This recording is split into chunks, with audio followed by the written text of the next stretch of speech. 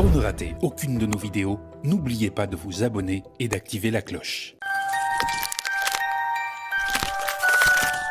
Bon, en Côte d'Ivoire, on n'est pas d'un état de droit. Quand j'écoute la définition que vous venez de dénoter vous-même, on n'est pas d'un état de droit dans la mesure où l'ensemble des pouvoirs est concentré dans la main d'un individu qui soumet les institutions à sa volonté, à ses humeurs et à ses caprices. Donc je pense que nous ne sommes pas d'un état de droit en Côte d'Ivoire. Sokora, votre point de vue?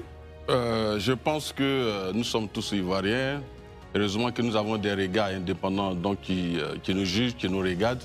Je crois que depuis 2011, à l'arrivée d'Alassane Ouattara, vous savez tout ce qu'on a eu, on a hérité d'un pays qui était totalement désastreux. L'état de droit avait foutu le camp, c'était les exécutions extrajudiciaires dans notre pays. On peut citer des cas célèbres, tels que l'assassinat du général Robert Gueye, où il a été accusé sur la base d'accusations. Il a été assassiné, également sa femme, plusieurs personnalités. Il n'y a eu aucun début d'enquête. Ça, ce n'est pas un état de droit, mais c'est un état sauvage. Mais depuis l'arrivée d'Alassane Ouattara, il a déployé les efforts afin que nous soyons véritablement dans un état de droit. Et si aujourd'hui, mon ami frère Blaise Las et moi discutons, c'est parce qu'il y a eu donc, des politiques qui ont été mises en place dans le cadre donc, de la liberté d'expression, ce qui n'existait pas avant. Avant, on n'avait pas ces télévisions qui donnaient la parole à tout le monde. Mais vous pouvez avoir des indicateurs aussi que vous pouvez regarder sur Google.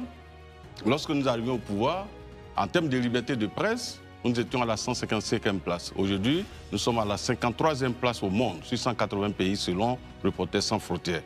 Donc, on ne peut pas nous dire qu'aujourd'hui, il n'y a pas d'état de droit, c'est la liberté d'expression. Je crois que le 9, les partis politiques de l'opposition ont organisé une belle marche, mais je ne pense pas que dans un état de non-droit, on pourrait permettre à l'opposition d'organiser une telle marche au cours de laquelle des propos très durs et désobligeants ont été prononcés à l'endroit du président de la République sans que quelqu'un soit impliqué. Très bien. Alors, je voudrais rappeler, messieurs, les propos que nous avons eus avant cette émission, la courtoisie, la gentillesse, pour que justement les populations ivoiriennes puissent comprendre les points des différents partis politiques. S'il vous plaît, j'insiste là-dessus.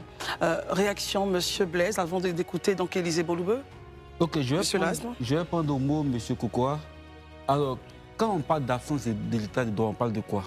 En 2011, à l'avènement au pouvoir du chef de l'État, monsieur Alassane Ouattara, il a été mis en place une commission nationale d'enquête qui était chargée de faire des enquêtes sur les événements douloureux que nous avons connus. Cette commission a abouti au fait qu'il y a eu un certain nombre de morts.